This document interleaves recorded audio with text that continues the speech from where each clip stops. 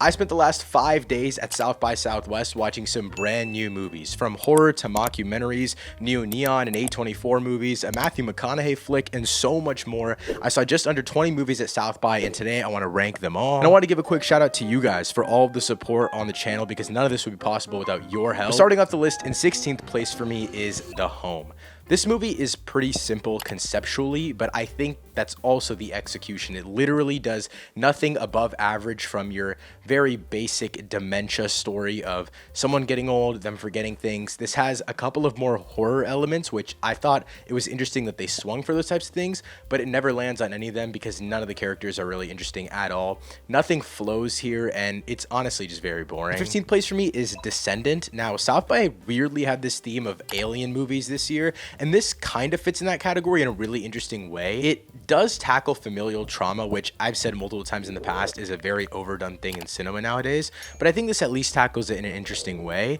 But sadly, I think basically the entirety of the second act is just dilly-dallying, and the twist itself isn't bad, and there are a lot of interesting things going on with the main character. It's a great study on fatherhood, but I think it just lacks interesting characters, and I also think it just looks very cheap as well. And I've watched a lot of low-budget films in the last couple of days, and even the very cheap ones, some of them do look amazing. And 14th place for me is The Astronaut. What baffles me so much about this film is the cast. I don't know how they got Gabriel Luna, Lawrence Fishburne, and Kate Mara to lead this film. I think the film, again, this one is about aliens. It is very interesting in the final act. Like, they do a really, really weird thing, but you can really feel the constraints on this film throughout the runtime, which is genuinely why it's not interesting to me at all. The thematic ideas, none of them land at all. I think even at least with Descendant, there are some things that work and I found interesting and personally connecting to, but there's none of that. I just think Kate Mara delivers a pretty good performance. In 13th place for me is On Swift Horses. This is actually the second time I've seen this film. I've been debating making a full review on it before its full release next month, but it has an absolutely stacked cast. Stacey Edgar Jones, Jacob Elordi, Will Poulter, Diego Calva, Sasha Kai, Kat Cunning. The list goes on and on and on. This is an adaptation of a book. I saw it at TIFF, did not like it, and I saw it here and I actually enjoyed it a little bit more. I don't know if I necessarily like the film a lot more. And right after watching this film, I sprinted over to another theater to watch another film, which you'll see is much higher on this list. So it kind of made me judge this film even harder. This isn't like the worst, most egregious thing in the world, but if you read the book, you know, literally the entire movie is just horny people gambling. And that's a cool thing for like 20 minutes, and then it kind of gets boring, and the whole movie relies on this thematic idea of luck, which is never fun in my opinion. I also think literally every single role in this film is miscast except for Will Poulter, who's doing the best he can, but I think Jacob Elordi and Daisy Edgar Jones have no, like, maybe negative chemistry in this film, which sucks to see because I think they would be good with other material. Like, I do definitely want to see them together. I don't know if it'll happen after this film, but I think they would make a great pairing, just it doesn't work here. And 12th place for me is Caper. Now, the best way to describe this film is it's kind of like The Hangover-esque, where one of their friends sends a sext to the wrong person, aka his boss, actually. The whole film is just very raunchy. It's his friends trying to save his livelihood, his job, all this kind of stuff. But I don't think it keeps up the pace like other one-nighter films, kind of like After Hours or Good Time or anything like that.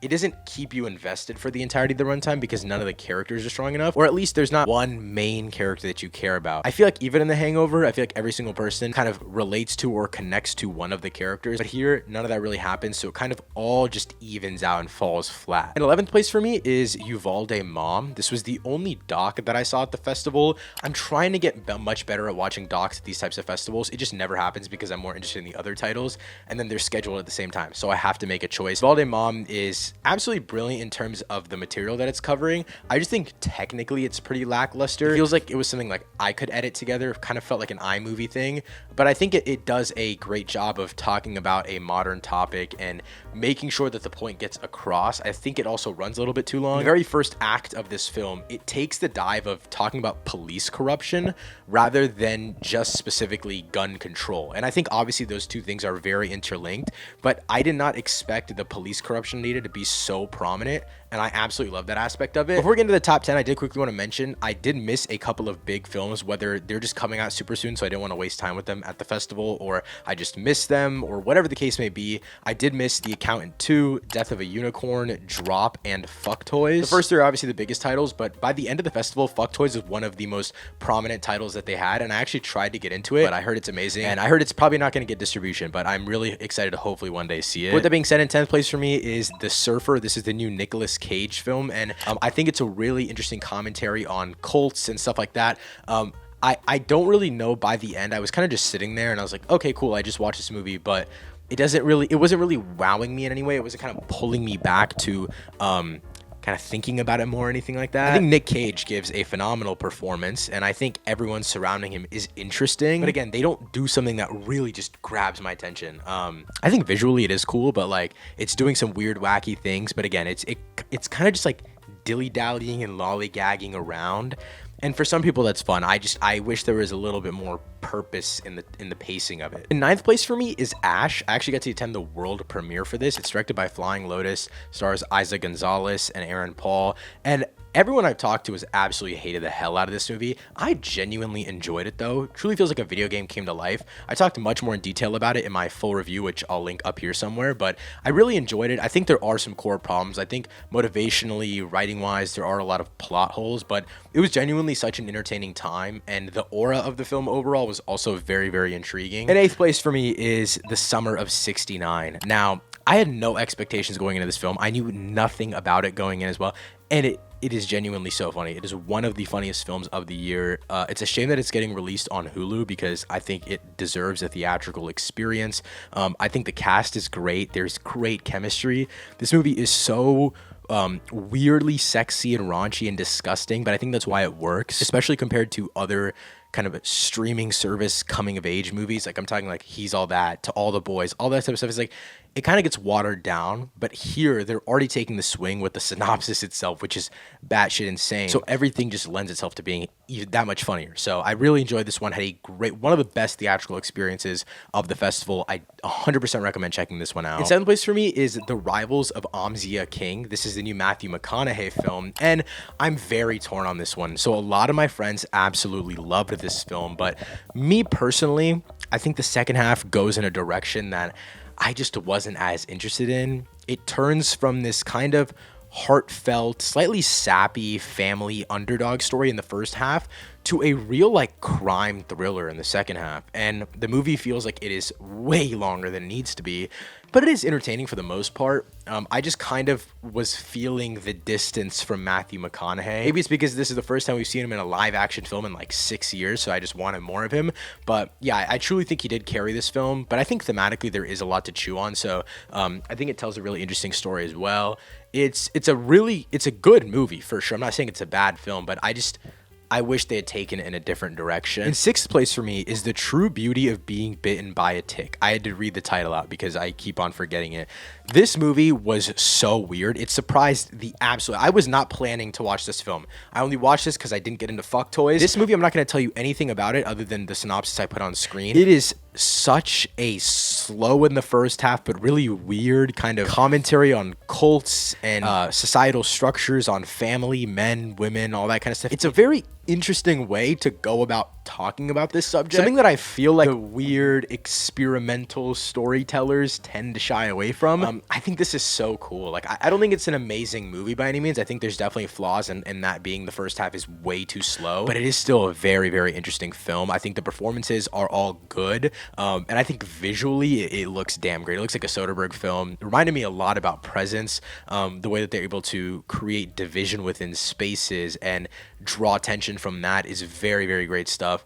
Would definitely recommend checking this film out, but I don't really know how many people are going to watch this one just because it is so fucking slow, but it is very entertaining by the end. Getting into the top 5, in fifth place for me is Clown in a Cornfield. My full review for this movie is out already. I genuinely had such a blast with this film. I didn't know anything going in. I knew it was based off of a novel, but I didn't know any of the characters. I know there's 2 sequels as well. I had such a fun time. It is easily the best slasher of the year so far, but I think it's definitely one of the better slashers of the decade. I definitely want to see more of this lead girl. She is phenomenal. My biggest flaw with the film, though, is just the fact that the idea of the clowns is interesting, but the clown itself, like the killers, have no real aura. Like, there is no real threat. And I think it's because of the way that they introduced him. I think the main reason why this film works so well and why I had so much fun with it is just because the core cast is so fun and so entertaining. It's not even that like all of the emotional beats hit or anything like that. Sometimes it does feel overly corny and sappy, but it is just very fun. High schoolers being high schoolers. It doesn't rely too much on on like modern cringe humor, even though it is trying to tell like a modern thematic story between the new generation, old generation, stuff like that. I wasn't the biggest fan of like the overarching twist slash idea, and I'm assuming that kind of leads into the second two films, which I talked again all about more of this in my full review, but I wasn't the biggest fan of that because I felt like it was way too on the nose. But for what this film is, I had a great time. In fourth place for me is Nirvana, the band, the show, the movie. Now, I have a review coming out for this very soon. I don't think I'm going to upload it before this video. I was just talking, like, I don't even know what to say here because I don't know if this movie's ever going to come out. It is so weird, wacky, and insane. It's directed by Matt Johnson, the guy who directed Blackberry. It's, I guess, a spin-off movie of Nirvana, the band, the show. This movie is, it's insane. It's a movie, it's... Okay, thematically, it does its job. It's talking about friendship and evolving through life. The time travel concept of this works really well, as well, in my opinion.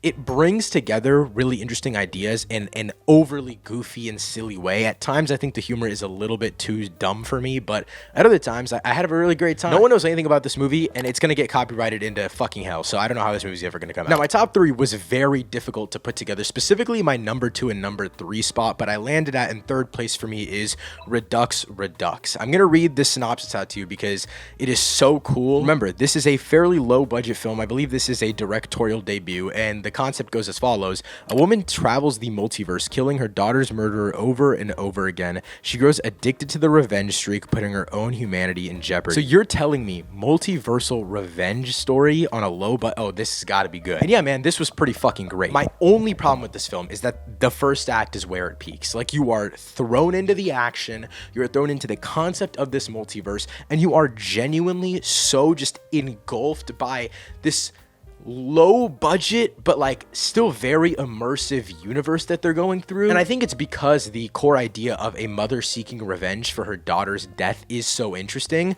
that the second you're thrown into it, you are inherently invested. But I think as the second and third act, specifically second into third act and the third act as a whole, starts to feel a little bit more generic because the multiversal aspects kind of start to fade away. But I think it hinges enough on the emotional connection to the lead actress that it all works. I think visually this movie is absolutely amazing, and I think it just capitalizes on the multiversal idea so well, and it uses kind of jumping from universe to universe in a very great story evolving way. And I'm so interested to see what the directors do next with either a higher budget or different concepts, because it seems like they were really going for it in a very still like toned back way with a really interesting story and thematic idea. So I wonder what they do if they had less constraints on them, you know? And second place for me is Friendship. This movie is absolutely hilarious. This is the second time I saw it back at TIFF at its world premiere before it was even picked up by A24. I finally dropped my full review on it, and I think this movie is absolutely hilarious. I thought it was way funnier the second time around, but I think it's also because I got to see it in the Paramount Theater, which is arguably one of the best theaters to ever see a comedy film in. It was great at TIFF, but my biggest problem was just the lack of structure and the fact that it felt bit by bit, and that's not really the way you want a comedy movie to feel. But I think, especially this time around, I think the second to third act transition is still a little bit weak, but by the end, all of it is really, really funny, and it all ends up working together. It's pretty cohesive. It's just one big Tim Robinson sketch, and Paul Rudd is so fucking funny, and it all just comes together like you don't expect it to. It was also way more raunchy than I remember it being the first time. Like, just like the bits that they go for, the things that they're doing, it's so fucking weird, but it works. It's funny. With that being said, in first place for me is Together. This is the new Neon film starring Alison Brie and Dave Franco.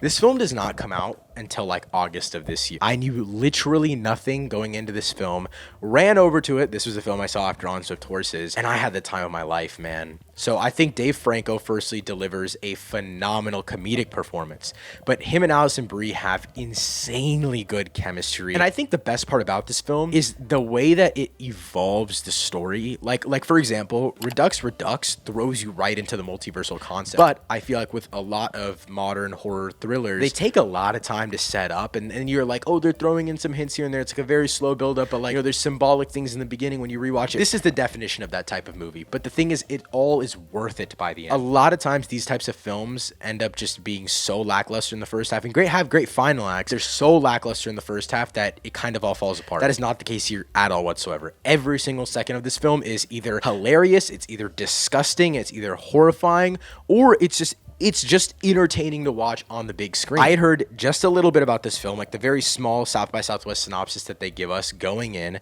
and it still somehow like was the complete opposite of what I thought it was going to be in the best way possible. But that wraps up my ranking of all 16 films I saw at South by Southwest 2025. As always, thank you guys so much for all the support on the channel. And if you don't want to miss out on more rankings like this or early movie and TV show reviews or reactions, hit that subscribe button. Thank you so much for watching. I'll see you next time. Peace.